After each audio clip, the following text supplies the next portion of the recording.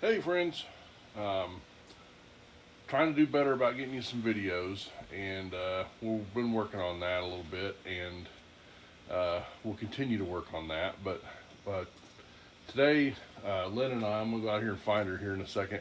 Wanted to do a little update on the greenhouse and the gardens, and so we're gonna give you some video, some footage on the gardens and how well they're doing. It's been probably 2 weeks or 3 since we've done that. So give us a little bit here and we'll give you a little tour and show you how things are going.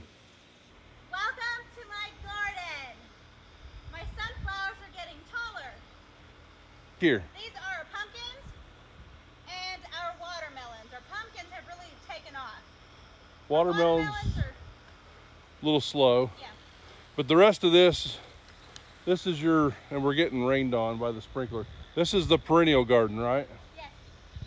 So everything in here are perennials. They're finally starting to bloom a few. I don't know if I can zoom in on any of that. We're weeding them out as they grow. And then back here at the back is her sunflowers. They grow like a foot a day, it seems like. And then, so what have you been doing to the lawn? Weeding? Yeah. I've been weeding like every day. Hours and hours of weeding. One of Lynn's favorite things to do, you guys, this is crazy. I love to weed.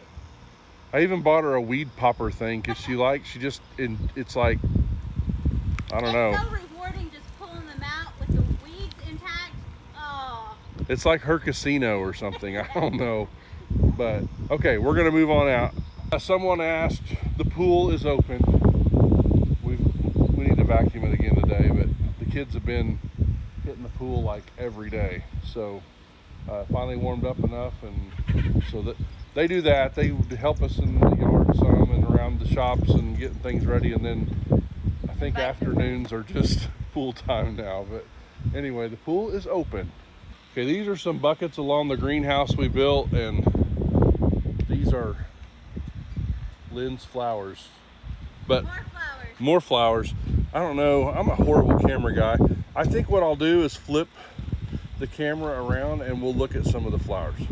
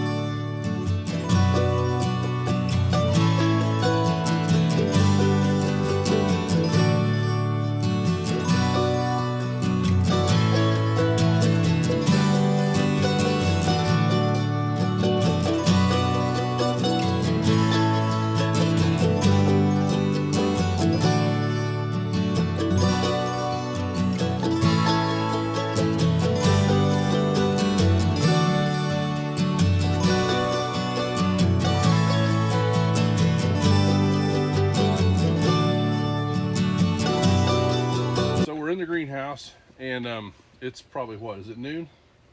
1:15. It's 1:15, so I don't even know what time it is. But real quick, I'm going to show you kind of some things we harvested today, and then we'll look at some plants.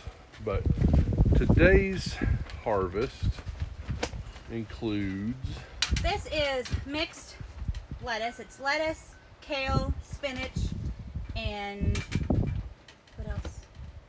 yeah, lettuce, kale, and spinach. Yeah. Getting a little wilty sitting here in the sun. Yeah. And some, what are those? We got some eggs from our chickens, our wonderful chickens, for our breakfast. And then Cucumbers, squash, zucchini, peppers. Look how beautiful these are.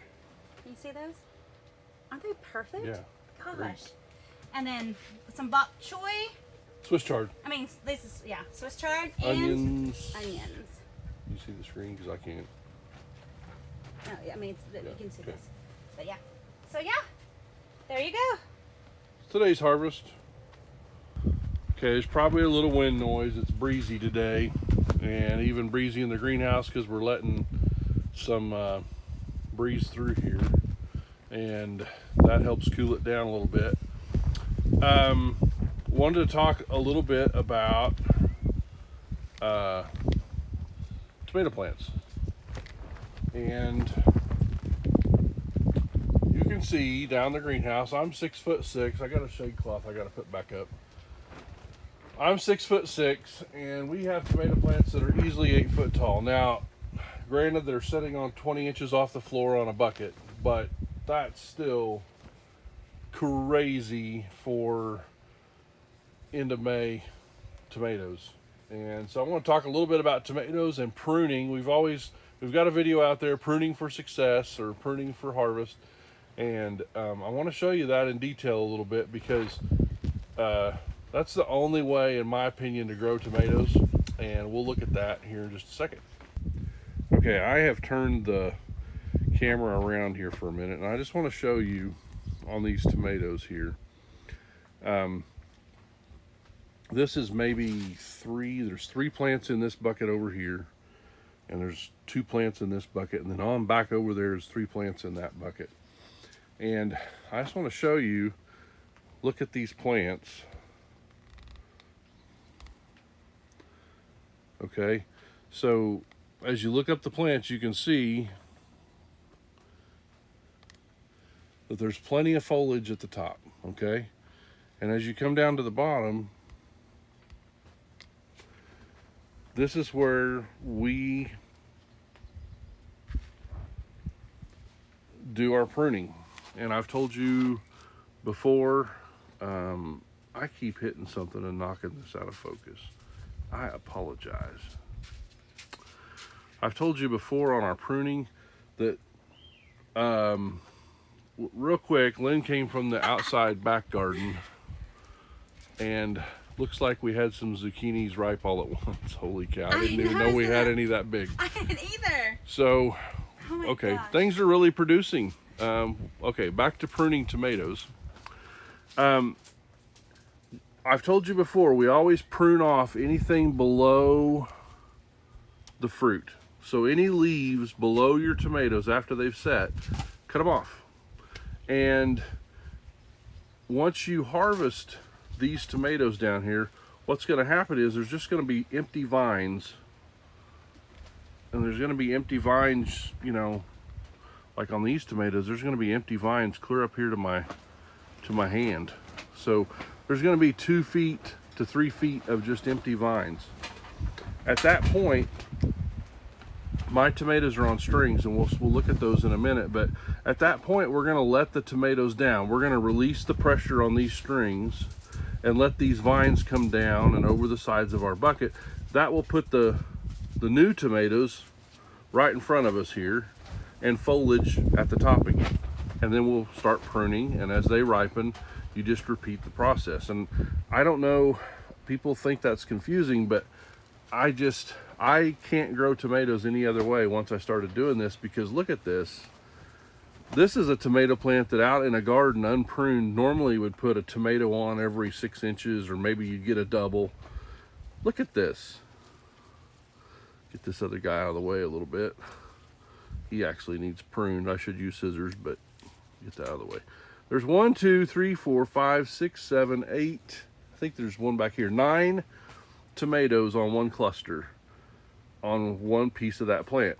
You go on up that plant, there's another cluster of 3. Okay? You go on up that same plant, here's a cluster of 1, and these did not make, and I think that happened when we ran low on moisture. You go on up that plant, and it just continues and continues and continues, and I've bumped the focus again. So I don't know any other way to grow tomatoes, and I wouldn't grow them any other way. I just think this is pruning and hanging from strings. You could do it in a cage as well, but just look up through there. They are loaded. And when I say prune, I mean that's been cut, that's been cut, that's been cut. There's the fruit. Got a little blossom end rot going there. Probably, we had some really cool, wet, still days, which were really seasonably unusual for us. And we've had a little bit of that going on. You can see that this is, I don't know a way to produce tomatoes. And this is not just because of the greenhouse. I did pruning and hanging tomatoes from strings last year outdoors, and I grew tomatoes in square bales, and I grew them just in the garden in dirt traditionally, but I strung a cable across my garden at 7 feet tall on posts, and we hung the spools on that cable and did it outside, and we had great results out there too. But I'm telling you, pruning for success. We're out here once a week at least, and the greenhouse floor is completely covered in tomato leaves. We are not growing leaves, we're growing tomatoes. And I'm telling you, if you follow this method of anything below the blossom, cut it off and work your way up the plant, you can't go wrong. It opens the plants up for breeze to get through, so you don't have things like blossom end rot.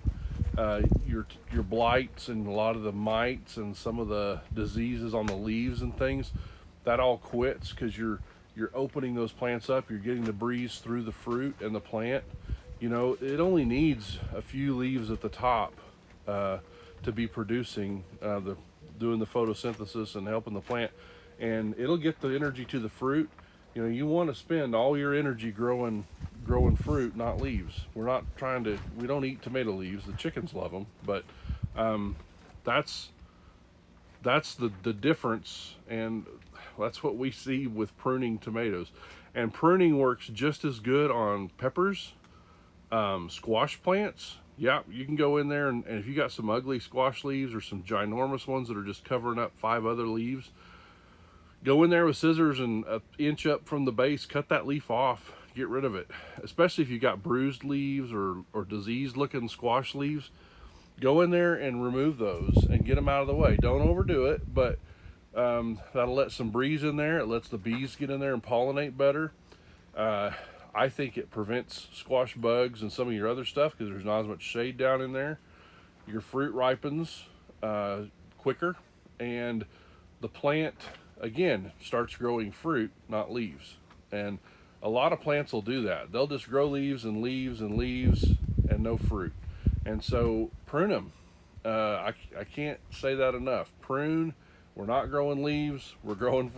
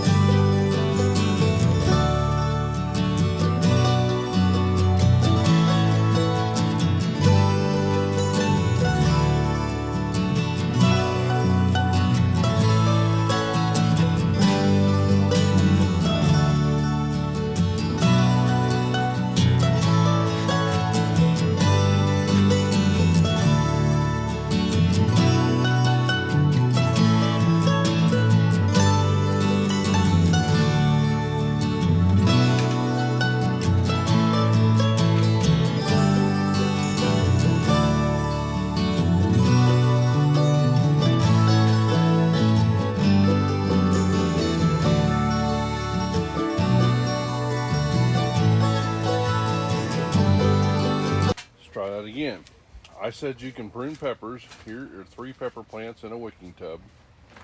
And we've pruned the tops out of them. And you can see, looking under here, we are getting fruit, but look up here. I'm not sure what's going on here.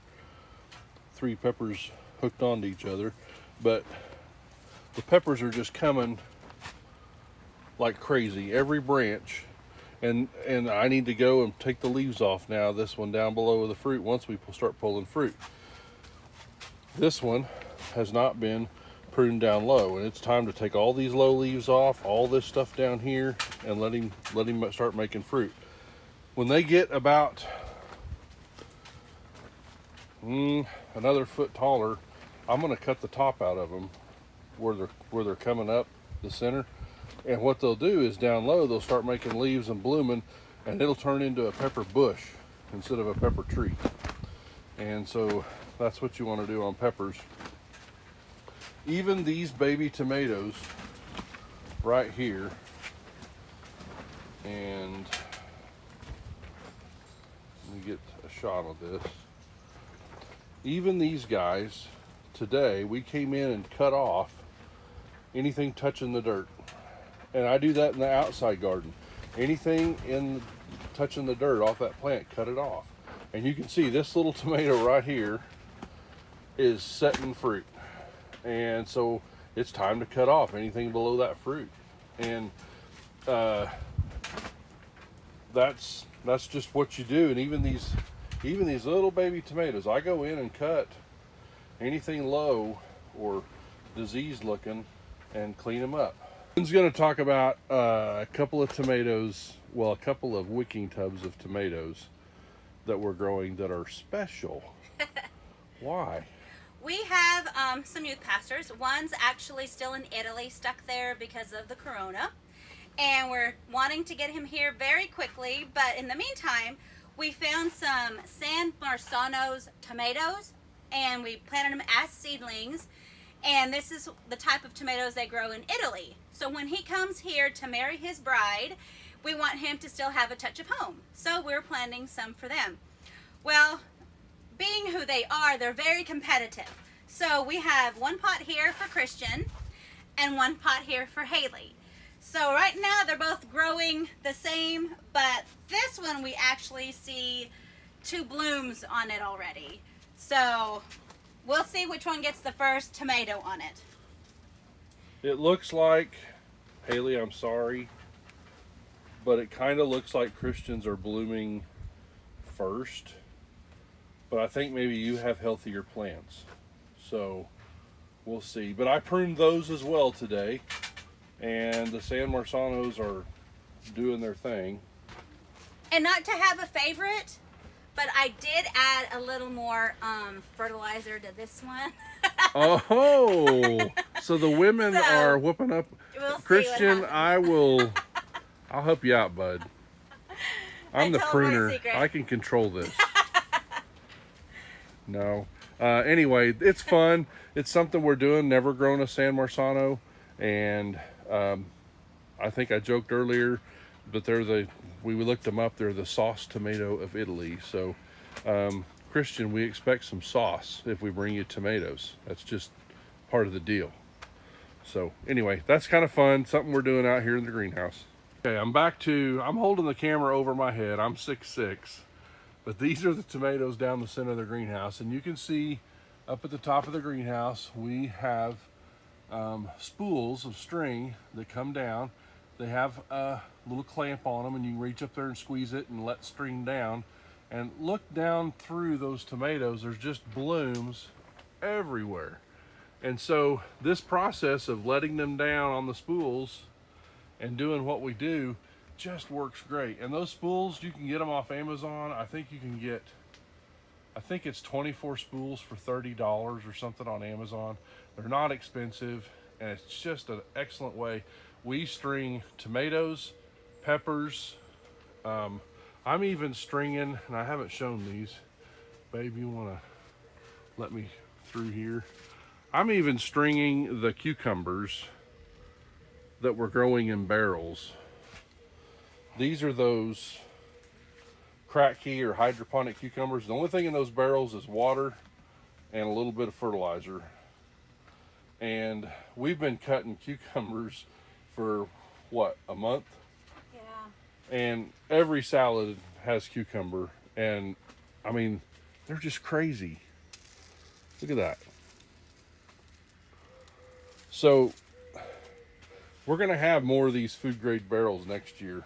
We're gonna grow more food that way. Talk about no maintenance. Literally all you do is string them up and pick.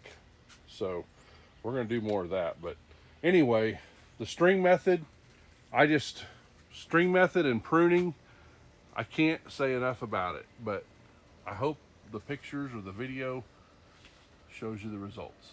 All right, so this is the little outside garden. Used to be our only garden before we put our first little greenhouse up, and then we took it down and built the bigger greenhouse. You can see the green beans are finally coming. They got froze out and we had to replant, but then we have onions. You can see our rows of onions. And then we have 2 rows of tomatoes. And then those plants that Lynn's continues to pick more zucchini off of back there. And we've got some cucumbers also, but this is we call it the little garden. It's the one by the greenhouse. And we have a little archway here that we're trying to train some cucumbers to grow over. So later in the summer, we'll have a cucumber archway, hopefully. But there's a lot of food coming out of just that little garden there.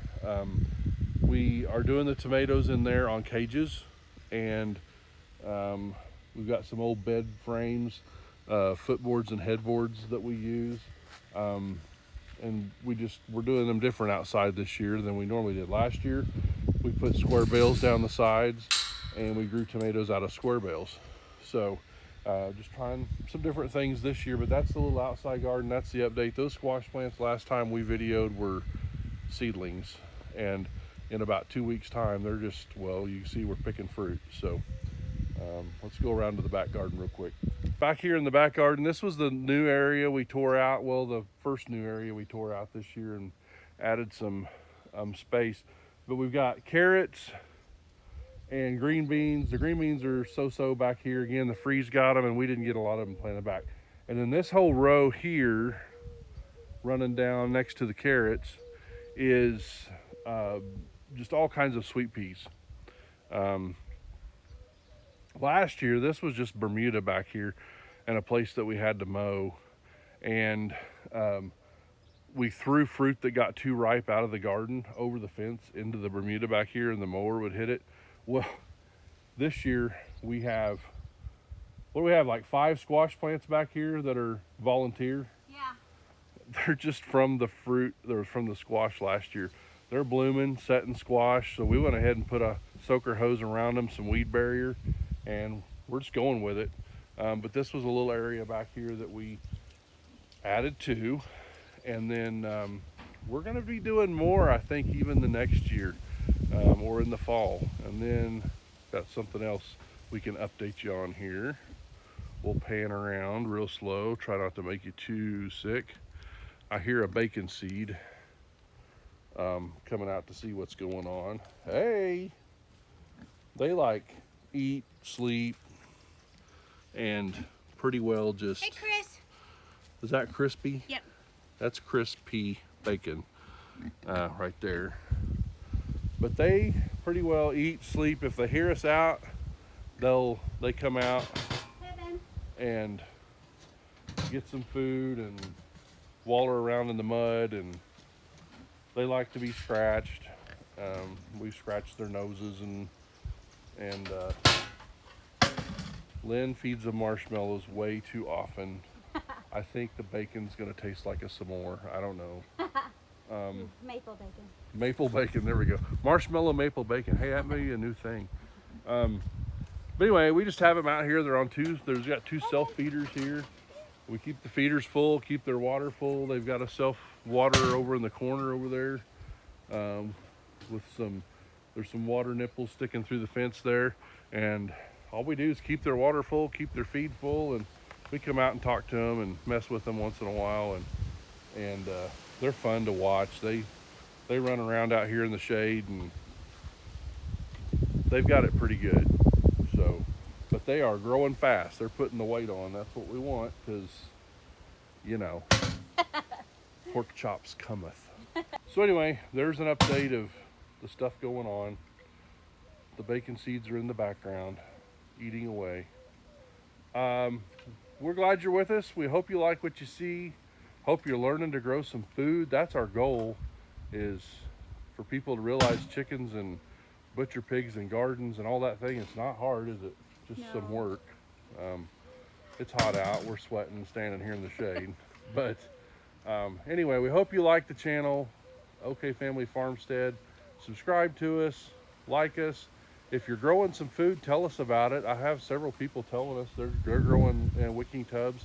Send us some pictures, or let us know. Tell others about our channel. We just want people to learn what we've learned and learn with us as we learn more. So that's the goal, and we'll see you next time.